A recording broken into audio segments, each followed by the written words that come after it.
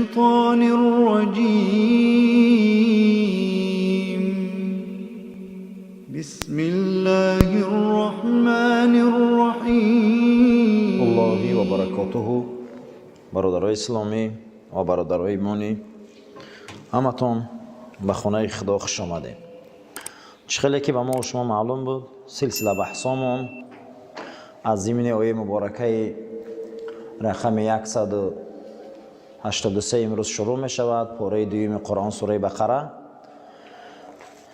و شما خیلی معلومات ها از این آیه ها رسانده شد. مقصد چنین معلومات خودمون و معلومات علمی. شما نقض دانستین که اصلا سوره بقره سوره انسان شناسی است. اصلا سوره چیه؟ انسان شناسی. کسی خواهد که آدم همه شناسه سوره بقره را خوشرو تفسیرش فهمه. کسی سوره بقره را وقتی تفسیرش که فهمید و انسان را میشناسه، آدم را میشناسه، برای آن که یک باره بخش اول از متقین بحث می رود. الف لام میم ذالک الکتاب لا ریب فیه هدی للمتقین. یعنی هدی للمتقین کیه؟ در اینجا میگه که متقین ابن عباس، منصفین، کسای انصاف دارن. در اینجا تقوا را به چی تفسیر کرده؟ انصاف. این قرآن کدام مردم نجات میتیه؟ انصاف داشته باشن. 100 روز نماز خانه و 10 سال روزه گیره و 100 بار حج رو انصاف نداشته باشن، قرآن رو هدایت نمیکنه.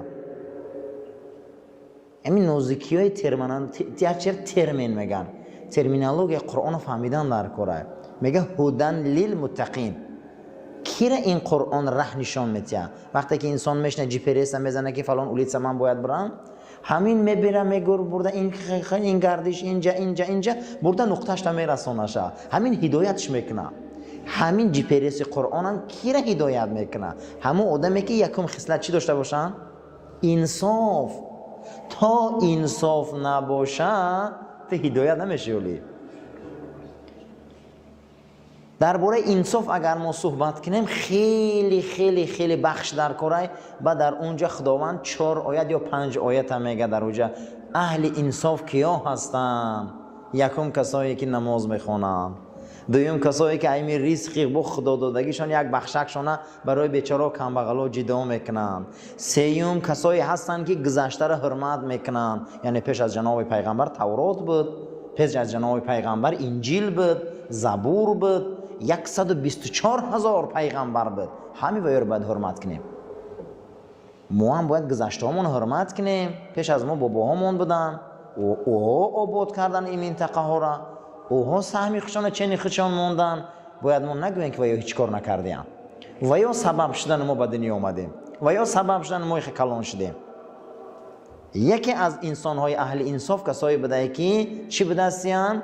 بما انزل الیک، هم قرآن شونده باور دارن، هم دورده، هم گذشته ده باور دارن که بدن همیو. بعد از انا این کارو را که کردن میگه اولئک علی هدی من ربهم، انا همیو اکنون هدایت مییابند، انا میان انصاف کار. اولئک هم المفلحون، انا اکنون اینها در اسب هدایت سوار شدهاند، به سوی فلاح میروند. فلاح چرا میگن؟ نجات، پیروزن. یا اگر در همین آیات فکر کنی نه یگان بحث نیست. اگر کسی همین خصلت ها را داشته باشه او هدایت یافته. در اینجا نه بحثی تو این کار نکن، تو اون کار نکن، تو چوه این کار میکنی، تو چوه اینه. همین کسی اینمی بخشا را کنه اهل انصافه. وقتی که کسی این بخشا را که کرد اهل انصافه، شما آدمای به انصاف طبق همین خصلت ها اکمه شناسه. معلوم کردیم ما کی بدیم آدمای به انصاف. بعد از این سر میشه این الذین کفروا، کیان کافر و یا چی ترسانی چی نترسانی و یا باور ندارن. این آیت 3 آیت بعد این برای اتئیستا، او کسایی که با پررگی خدا دا باور ندارن، با پررگی دین دا باور ندارن. همه این بحث دینی را، چی مسیحیت، چی یهودیت، چی بودیزم، چی اسلام، چیزی میگی نمیگی، میگه این یک اسطوره یا افسانه. اینو بیزار کردن اوسانه هاشون هیچ نیست. یک اوری سیاه بوده کفید، یک بخشش ستاره شد، مگه بخشش که شد، یک بخشش دریا شد، یک بخشش ستاره شد، یک بخشش انسان شد. آدم اولیوسش ای چی ای میمون ای چون میکنه شما؟ بزرگای ما پیش میمون بودن، همین خیلی آمدیم بعدی مرگ ما یگان پرسش نیست، ما همون تا خاک میشیم میریم تمام. دویم بخشی که در سوره بقره هست برای اتئیست، کسایی که بی خدا هستند. سوم بخش 16 آیت پی هم برای منافق. برای کی؟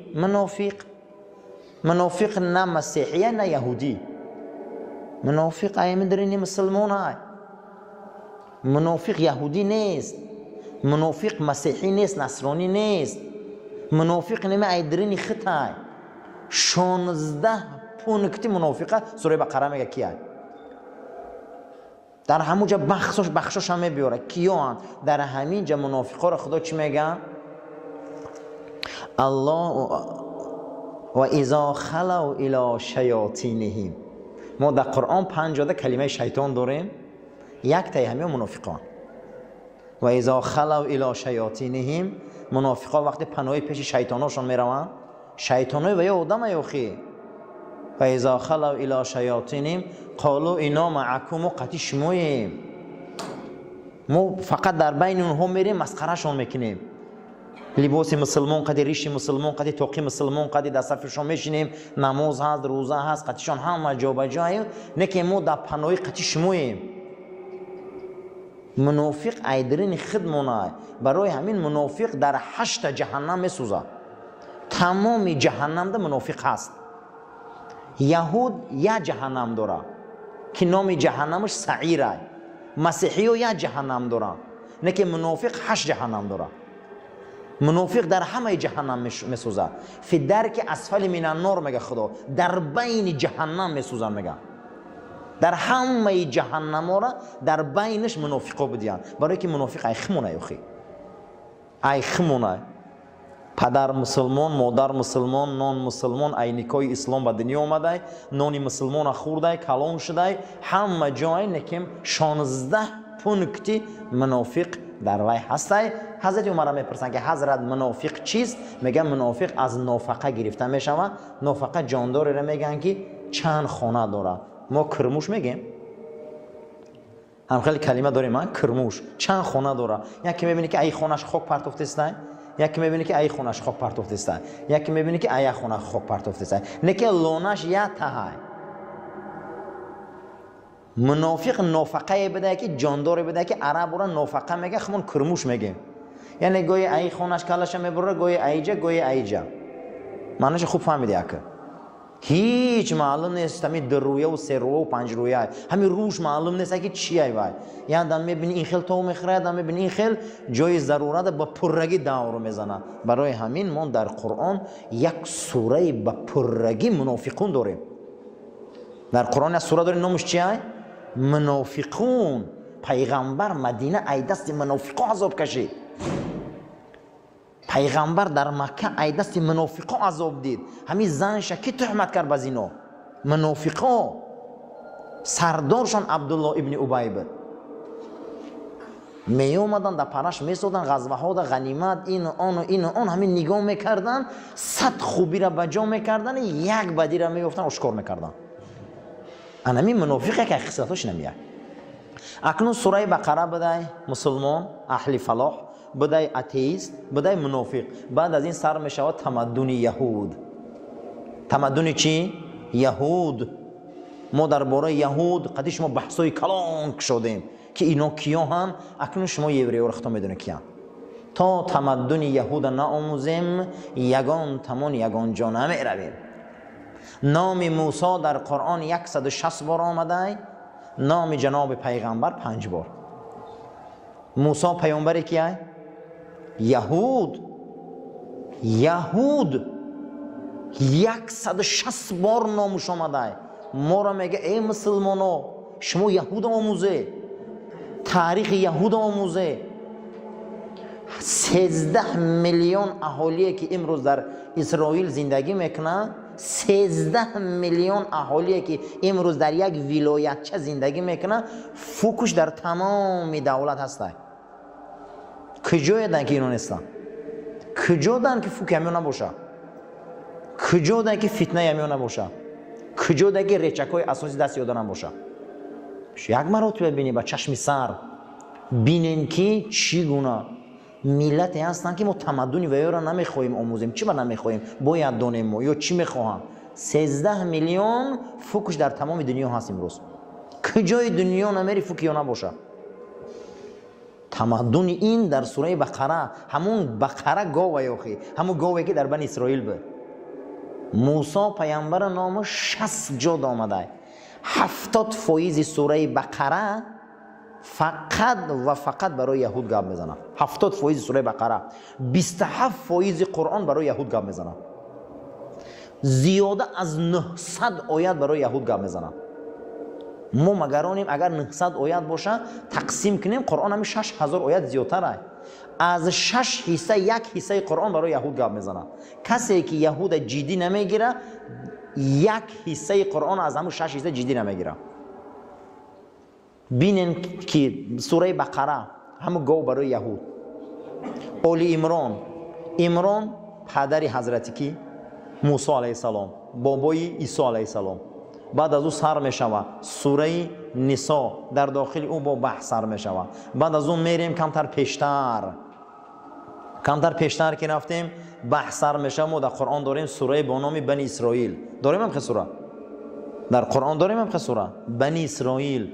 کمتر دیگه پیشتر میریم در قرآن داریم سوره حضرت یوسف.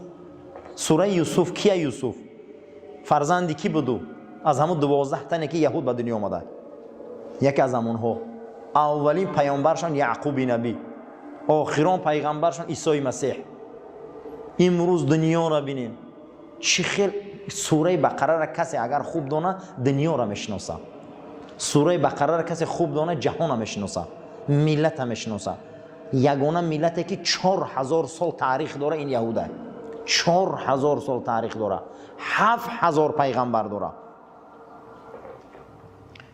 در علم تاریخ یک بحث هست با نام گالوت. اگر شما گالوت زنی در علم تاریخ، بعد از او بعد خط میزنه و معنیش میبروید. ملت آواره و کوچمنچی. کدام ملت میگن؟ نام این چیه؟ گالوت. ملت های آواره و کوچمنچی که یک عمر آواره دنیا بودن، یکو میگه یورید. اینا آواره بدن، اینا کوچمنچی بدن، اینا گدا بدن، اینا هیچی نداشتن. فقط کجای میرفتن؟ فتنگری جنجال، بازی طلا و بازی الماس و بازی پول دست میاده بود. فتنه ها مینداختن. حتی چندین شاه های دنیا ایو را گنتیت کردن. یتش بخت و نصر، همتون میدونید. برای همین ما ایو را باید آموزیم زندگیشه. جناب پیغمبر صلی الله علیه و سلم میگه که هر یک مار یا موشه که در زمان پیغمبرای یهود از این هیلچه برآمد و به این هیلچه درآمد، انا همون مار و موش از در زمان امتی من از همون هیلچه میگذره و به این هیلچه میدره. معنیش چیه؟ چی گپی که در بنی اسرائیل شد او را امتی من میبینه. یکی از اون دیدنش کدامه؟ حضرت زکریا را کشتن، حضرت یحیی را کشتن، 400 پیغمبر را کشتن در پیش بت بعل. 400 پیغمبر در پیش بت بعل کشتن. چقدر موسی پیامبر آزار دادن. حضرت عیسی را سور کردن، عثمان رفت، اما به عقیده اونها میگه به صلیب کشیدن. چی بین چقدر غم دادن. آیا همین در اسلام رخ داد؟ چرا نه؟ حضرت عمر کی کشت؟ چی ما خلیفه کش نیستیم؟ همون نمازخوان کشه. در صف یکم بود، 10 سال قفاش نماز خوند. روز کشیده تیغ زد چه نمورد، شهید محراب نشد. دویم حضرت عثمان کی کشت؟ ما نکشتیم. ما یهود چی کمی داشتیم دم دوره. خدا میگه، پیغمبر میگه چیزی در یهود شده شما میشوه. دویم حضرت عثمان کی کشت؟ انا همون 5000 سپاهیه که به احرام مکه در آمدن، به احرام مدینه در آمدن. نباشه مدینه در آمدن به یراق من بود، به یراق در تگ احرامشون به جا در آمدن که ما حرم پیغمبر حج آمدیم زیارت کردن. حضرت عثمان زلوج نگرفتن. 5000 انا همون خوارجی که حضرت به قتل رسوندن. حضرت علی را کی کشت؟ یهودی ها کشتن، شما مسیحی ها. مسلمان خمون کشت. نماز میخون، قرآن میخون، اذان میگفت. نمازی بامداد آمد، حضرت یک ضربه زد مرد. حضرت حسین کی کشت؟ حضرت حسن کی کشت؟ چیزی که در بنی اسرائیل شدگه در ما هم شدگه. همین روز بینین که مسلمان نابود نمیکنن، مسلمان نمیکشن، مسلمان تحمد نمیکنن، چی بلاها در سر دیگر نمیبیارن. تا سوره بقره را نخونیم، تفسیرش نفهمیم، والله ما آدم را نمیشناسیم. بعد از این تمدن یهود تمام شد، بخش هایی که از یهود تمام شد، ما بخش های احکام دا آمدیم. آیه های چی در رسیدیم برادران؟ ما احکام دا. دین آیت مرده بود، آیت وصیت بود، آیت قصاص بود، همش ما بحثش کردیم. اینا رو میگن آیه های یوریدیکی قرآن. ما بخش های تاریخی را گفتیم، تمدنی را گفتیم. یهود به درجه گفتیم که هیچ جوش نموند دیگه. ما باید دشمن شناس باشیم، باید ما دشمن شناسیم، باید ما نگاه کنیم که چی میگه دین ما نسبت او، چی به نام فرعون در قرآن زیاد میبیاید. به عقیده یهود آخران شاهی که از بنی اسرائیل میبیا دنیا را میگیره، نام او فراعنه فرعونه. چی به قرآن که فرعون میگه؟ اینا عقیده دارن که آخران ملیکه که میبیا که دنیا در دست اونها های، تمامی ثروت دنیا در دست اونها میشوه، از همون ملیکه با نام ایزابلا به دنیا میبیا. امروز ملیکه انگلیس هم میبینه در دست عصای طلایی، بالای سر دهن همون گنجینه تاجی پر از طلا، همون تاج ستاره هاش 12 دانه، 12 تا فرزند یعقوب نبی. میگه از من میبیا آخران همون مهدیه که او منتظرم به دنیا، ما تمام دنیا را میگیریم. چون از فرعون قبس میکنه، قصه میکنه قرآن. میگه که برای اون فرعونی که یهود نس کرد، این فرعونی را ما به دنیا میبریم که یهود نجات میده، برای برقص همون نامش میمونیم. چی به اینو به حکمت نیستن برادر؟ این چرا نغز ما باید آموزیم. اکنون یک بخشی که هست، این بخش چی میگن؟ احکام. احکام چیه؟ مسئله یوریدیکی. یک بخش یوریدیکی مرده بود، یک بخش یوریدیکی وصیت بود، یک بخش یوریدیکی برای ما و شما قصاص بود. یک تا به یک تا گفتیم دادیم. اکنون امروز یکی از بخش های یوریدیکی ما هست در این آیه مبارکه صیام. صیام اصلا چی را میگن؟ روزه که ما میگیریم یک بخش آیه احکام. نستعیذ بالله. یا ایها الذین آمنو، برای اهل ایمان نشانه فخره. کسی که ایمان داره نشانه فخره. یک انسان پیشش بگو که السلام علیکم استاد، یک قوت گوش میگیره. السلام علیکم برادر اسلامی، یک قوت گوش میگیره. اینجا خدا میگه ای اهل ایمان باید یک قوت گوش گیری که خدا موقع گپ زده است. این آیه مدنی بوده، در مدینه نازل شده. هر آیه‌ای که با یا ایها الذین آمنو به انمی ایمان سر میشه، این در مدینه نازل شده، برای که مدینه مرکز ایمان شده بود. اکنون هر آیه‌ای که در اولی اون ناس میبیا یا ایها الناس، این در مکه نازل شده، برای که مکه مرکز ایمان نبود، شرک بود. برای من خدا میگه مردم، اما اینجا میگه ای اهل ایمان. معلوم بوده که روزه در مدینه فرض شده بوده. کتیبه یعنی فریضه یا وجیبه بر شما کتابت شده است. خداوند نمیگه کتبه. بینه کتیبه میگه صیغه قطعی، میگه که کننده کار نامعلومه.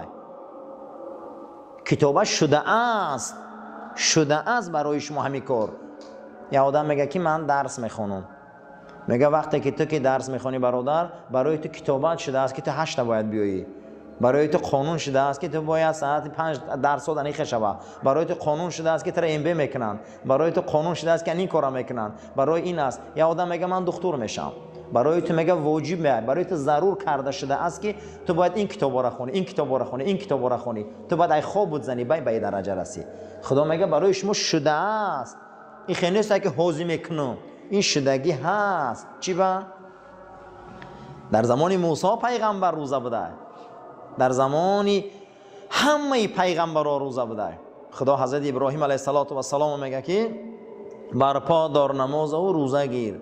روزه در عهد حضرت ابراهیم بوده. شما در این چی هست؟ وقتی تو دعوا میکنی که من ایمان میبیارم، وقتی تو دعوا میکنی که من مسجد میبیام، به طهارت نمیدروی. وقتی تو میگی که من مسجد میبیام، نماز نمیبیایی. وقتی میگی من مسجد میبیام، غیبت نمیبیایی. خدا میگه وقتی که تو دعوا میکنی که من ایمان دارم، اکنون بیس میگه که در من رمضان فرض کردم. ایمانی به رمضان قبول نیست. یا آدم هست که گوه که من در سر چنبرک روی ماشین میشنم پروا ندارم، همین قضا کنه، همون ناظر منطقه را، ناظر راه گیره، همون جوابش میتیا میگه خیلی اکا خونه دمونده من دارم 6 ماه خوندم 6 سال خوندم، میگه اکا نداری فرو محکمت میکنم. خدا میگه که وقتی تو ایمان داری روزه نداری، میگه دعوا در کار نیست، ایمان داری. تو روزه که نداری میگه تو ایماندار نگیر، خطا میگه آخه چی دعوا کردستی. بیننده یک نعمتای هسته. یا ایها الذین آمنو کتب علیکم الصیام. صیام چی را میگن؟ امساک، خودداری، امساک مطلق، خودداری از ناشامیدن، ننوش، نخور، بزن نزدیکی نکه این کارا، نکه این کارا. فرق روزه ای تمامی عملهایی که در اسلام هست در چی ای؟ تمام عملهای اسلام برای کردنی ای. نماز خوان، زکات، صدقات، حج کن، عتت حرمت کن. اما روزه چی میگن؟ نکن. همه عملهای قرآن برای کن میگه، روزه چی میگه؟ نکن میگه، ننوش، زن تا چخه نشو، نکن. اساس روزه برای چیه برادرها؟ اساس روزه 90% روزه را فاسد میکردگیش معنوی هم. در حضور جناب پیغمبر صلوات الله ربی و سلام مرد میشینه و یک انسان دشنام دادن میگیره، روزدار بوده. رسول الله خونهشان یک طبق خرما را میبرن، در پیششان میمونن، میگن افطار کن، میگه روزدارم، میگه روزه بوده تمام شد. یکی از فاسدات روزه چی بوده؟ حقارت. این مردم گمان میکنه که فقط همین نمیخوری و نمی آشامی زن تقشوق نمیکنه، سه کاره. او میگم دشنام داده، رسول الله مرداد گفت بخور، گفت من روزه دارم، گفت روزه تمام شد، تمام شد. تو چخیلی روزه داری؟ گفت بخور. گفت انامین سیام میگن. سیام چه؟ امساق، مثلی ای چی؟ نخوردن، نه آشامیدن، بزن نزدیکی نکردن. اینمی سه چیز شریعت میگه که میکنی که اینا میگن احکام یوریدیکی مسئله شد. اما از جهت معنویات 90% کارهای هسته که به زبان و به چشم و دست شنیدن تعلق داره که روزه را ثوابش باطل میکنه. جناب پیغمبر گفتن که بسیار انسانایی هستن که غیر گشنه ماندن هیچی ندارن در رمضان. گفتن چی با؟ گفتم تا بگرخشان به هیچی گشنه میمونن. چیکار میکنن اونها؟ گفت نه دشنام و حقارت و غیبت و دزدی و کارو دست نمیکشن.